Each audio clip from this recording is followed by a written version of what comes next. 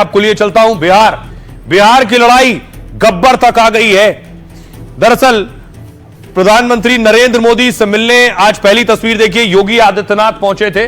योगी आदित्यनाथ दिल्ली में हैं, 3 दिन के लिए पीएम मोदी से मिले हैं और मुलाकात की और कई मुद्दों पर चर्चा की है। दूसरी तरफ अगली तस्वीर मैं आपको दिखाऊं जो बिहार से आई है।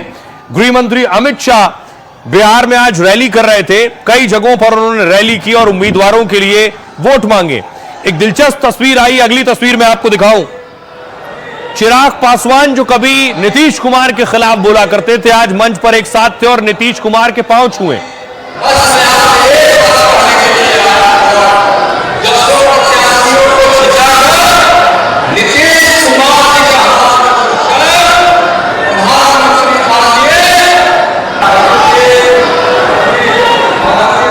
दूसरी तरफ तेजस्वी की रैली आज खगड़िया में थी, तस्वीर देख रहे हैं। तेजस्वी अब सीएम कैंडिडेट है, जिम्मेदारी बड़ी है। चुनाव जीते तो सीएम बनेंगे और नहीं जीते तो हार का ठीकरा भी उन्हीं के सर। अगली तस्वीर देखिए, तेजस्वी के पोस्टर लगे, बड़े बड़े पोस्टर। नायक का पोस्टर लगा है। सीएम के नाम का ऐलान होने के साथ ही बिहार का नायक बनाकर पोस्टर लग गया तेजस्वी का। तेजस्वी को नायक बताया गया तो थोड़ी देर बाद नीतीश के पोस्टर भी लग गए। नीतीश जी ने बिहार को बढ़ाया है और जब बात बिहार की हो तो नीतीश कुमार की बात हो। अब देखिए पोस्टर वॉर शुरू हो गया है। कैसे नीतीश कुमार का पोस्टर लगा, तेजस्वी के नायक पर हमला हुआ। आरजेडी का पोस्टर लॉन्च होते ही जेडीयू ने पलटवार किया। सोशल मीडिया हैंडल से नीतीश के 2 पोस्टर जारी किए। इस पोस्टर में नीतीश को जनता का सेवक बताया गया, पोस्टर में नीतीश को विकास का चेहरा बताया गया, नीतीश के नेतृत्व में ही अगली सरकार बनने का दावा किया गया। लेकिन तेजस्वी का जो नायक पोस्टर था, इस पर डिप्टी सीएम सम्राट चौधरी ने तंज कसा है। सम्राट ने लालू को बिहार का गब्बर सिंह बताया, जिसने सिर्फ बिहार की जनता को लूटा है, चारा घोटाला और जमीन के बदले नौकरी को लेकर घेरा है। पूछा तेजस्वी सिर्फ 18 महीने में करोड़पति कैसे बन गए? बिहार में नायक और खलनायक के बीच मुकाबला है। पप्पू यादव ने भी नायक पोस्टर पर तेजस्वी पर तंज कसा, कहा मैं बिहार का बेटा हूं, सेवक हूं, मुझे नायक बनने की कोई इच्छा नहीं, मैं जनता का सेवक बनकर ही खुश हूं। सुनिए जरा, अब नायक खलनायक पर नई लड़ाई शुरू हुई बिहार में। अरे जिसका परिवार खलनायक हो, जिसके लालू प्रसाद जी बिहार के गब्बर सिंह हो और जिस व्यक्ति ने बिहार को लूटने का काम किया, बिहार की जनता के पास उदाहरण है कि लालू जी सत्ता में थे तो बेजुबान जानवरों के चारा खा गए, अलकतरा को पी गए। भारत की सरकार में रेल मंत्री रहे तो गरीबों से जमीन के बदले, नौकरी के बदले जमीन ले लिया। नायक नहीं खलनायक हैं ये, तो ये खलनायक हैं। अब कल लगाएंगे, अभी जन हटाए हैं, नायक पर आए हैं, कल खल लगा देंगे, तब फिर एक नया गाना आपको सुनाऊंगा। क्योंकि इनके पास, विपक्ष के पास अब कोई मुद्दा नहीं है। जो मुद्दा विहीन हो जाता है वही ये सब काम करना शुरू करता है। सबके लोग नायक बताते हैं, हम नायक नहीं हैं। हम इस बिहार का बेटा है, सेवक है और हम बेटा ही रहेंगे, सेवक ही रहेंगे। हमें कोई नायक बनने का शौक नहीं है। जननायक अभी हम नहीं बता सकते ना। जननायक तो लोहिया जी हैं, कर्पूरी जी हैं, लालू जी हैं, बड़े बड़े लीडर लोग जननायक हैं। तेजस्वी जी जननायक नहीं हो सकते हैं क्योंकि तेजस्वी जी अपने बलबूते नहीं हैं, वो हमारे पिता के बलबूते हैं। जब वो अपने बलबूते आएंगे तो सबसे पहले जननायक हम ही बोलेंगे। ऐसे ही नायक मुख्यमंत्री पोस्टर से कोई बन जाए तो फिर मैंडेट की जरूरत क्या है? जनादेश की चुनौती उनके सामने है, हासिल करके दिखाएं।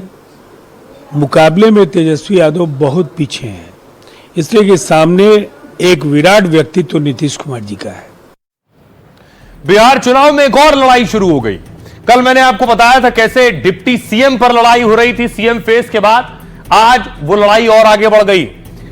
तेजस्वी Yadav CM candidate, Mukesh Sahani deputy CM candidate. आज बड़ा हमला कौन कर रहा है? बड़ा हमला कर रहे हैं चिराग पासवान। अगली तस्वीर देखिए जरा। चिराग पासवान ने अटैक किया, ये देख रहे हैं, ट्वीट किया बाकायदा। चिराग ने लिखा कि उनके पिता ने लालू को कहा था कि मुसलमान सीएम बना दो, तब लालू इसके लिए तैयार नहीं थे। महागठबंधन के सीएम चेहरे के ऐलान के बाद अब घमासान मचा हुआ है। दरअसल पहले मुस्लिम डिप्टी सीएम को लेकर बयानबाजी हुई। ओवैसी से लेकर एनडीए ने महागठबंधन को घेरा कि 12% वाला मुख्यमंत्री बन गया, 2% वाला डिप्टी सीएम बन गया और 17-18% वाले को डिप्टी सीएम न सीएम। चिराग ने अब सोशल मीडिया पर पोस्ट कर लालू को घेरा। 2005 में रामविलास पासवान ने मुस्लिम सीएम को लेकर अपनी पार्टी तक कुर्बान कर दी थी, तब भी आपने उनका साथ नहीं दिया। आरजेडी 2005 में मुस्लिम मुख्यमंत्री के लिए तैयार नहीं थी। चिराग ने कहा 2005 में भी न मुस्लिम सीएम न डिप्टी सीएम देने को तैयार। अगर आप बंधुआ वोट बैंक बनकर रहेंगे तो सम्मान और भागीदारी कैसे मिलेगी? चिराग ने सीधे तौर पर लालू को जिम्मेदार ठहराया। तब रामविलास के 29 विधायक चुनकर आए थे। रामविलास पासवान ने मुस्लिम सीएम का दांव खेला था। तब रामविलास पासवान की पार्टी के 12 विधायकों ने बगावत कर दी और इसके बाद राज्य में दोबारा चुनाव कराना पड़ा था। दोबारा हुए चुनाव के बाद नीतीश कुमार मुख्यमंत्री बने थे। आइए आपको सुनवाता हूं, इस पर भी सियासी घमासान हो रहा है। क्या कह रहे हैं सियासतदान? मुसलमानों की बात करेंगे, पर जब रिप्रेजेंटेशन की बात आएगी तो रिप्रेजेंटेशन देंगे नहीं। उनको डरा के धमका के अपने साथ वोट बैंक रखना चाहेंगे। सैनी साहब को ही देख लीजिए, अपना समझौता हो गया, खुद डिप्टी सीएम बनने की घोषणा हो गई तो भूल गए। सीटें मिले नहीं मिले, अपने समाज के बाकी लोगों को लड़ा पाए नहीं लड़ा पाए, ये सिर्फ अपनी व्यक्तिगत महत्वाकांक्षाओं की लड़ाई महागठबंधन के घटक दल लड़ रहे हैं। पिछड़ा का बेटा उप मुख्यमंत्री की घोषणा हुई तो बीजेपी को पसंद नहीं आ रहा है। अब अति पिछड़ों से ये चिढ़ने लगे, नाराज होने लगे। हम लोगों की क्या घोषणा है कि मुकेश सहनी जी के अलावा भी और भी डिप्टी सीएम होंगे। जो लोगों की बातें आ रही हैं उन सब की चिंताओं को दूर हम लोग करेंगे। समय आने दीजिए, थोड़ा इंतजार का मजा लीजिए। ओबीसी हमारे सीएम हो जाएंगे और एक अत्यंत पिछड़ी जाति और दूसरा माइनॉरिटीज और दलित। तो इस पर कहाँ कोई बहस क्या गुंजाइश है? पहले भी हमारे नेता ने भोला पासवान शास्त्री जी को कांग्रेस ने मुख्यमंत्री बनाया है। पहले भी यहाँ पर अब्दुल गफूर को मुख्यमंत्री बनाया है। महाराष्ट्र में माइनॉरिटीज को मुख्यमंत्री कौन बनाया? यहाँ अब्दुल गफूर साहब को कौन बनाया? और आपको क्या लगता है कि हमारी पार्टी बगैर दलित और माइनॉरिटीज और बिना ईबीसी के एक निर्णय लेती है क्या? जब पिछड़ा और अति पिछड़ा की बात करते हैं तो यही लालू प्रसाद जी थे। जीतन मांझी को मुख्यमंत्री पद से हटाने के लिए राज्यपाल के यहाँ और राष्ट्रपति के यहाँ 35 विधायक लेके गए थे। तो जीतन मांझी अब देखिए, तेजस्वी यादव दंगल में है, लेकिन बड़ा भाई जो पहले खुद को कृष्ण और इनको अर्जुन कहता था, वो अब क्या कह रहा है? लालू के दोनों लाल बिहार चुनाव में आमने सामने। तेज प्रताप महुआ सीट से चुनाव मैदान में है, जहां उनका मुकाबला आरजेडी के विधायक से।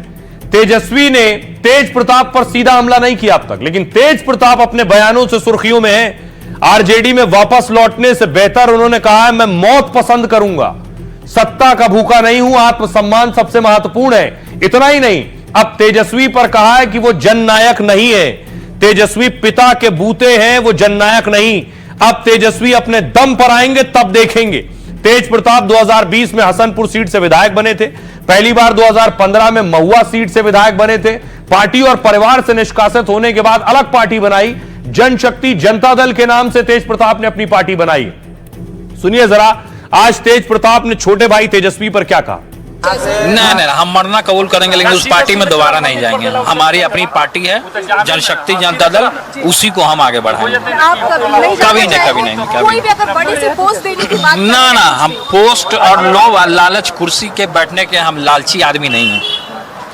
हमारे अंदर कोई लालच नहीं है। जिसको अपना लालचीपन दिखाना हो वो मुख्यमंत्री बने, जिसको अपना लालचीपन दिखाना हो वो मंत्री बने। तो ये हम लोभी और लालची व्यक्ति नहीं है। तेज प्रताप कह रहे हैं वो लोभी और लालची व्यक्ति नहीं है। बिहार में चुनाव है और चुनाव का सीधा ताल्लुक छठ से भी है। आज नहाए खाए से शुरुआत हुई, छठ महापर्व की शुरुआत।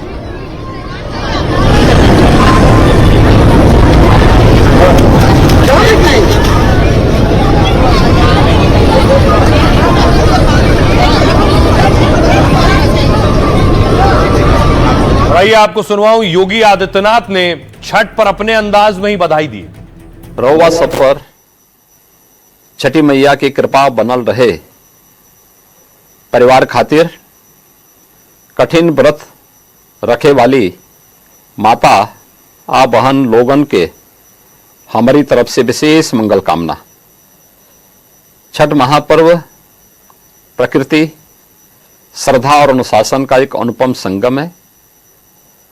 सूर्योपासना के माध्यम से यह हमें जीवन में प्रकाश, ऊर्जा और संतुलन का संदेश देता है।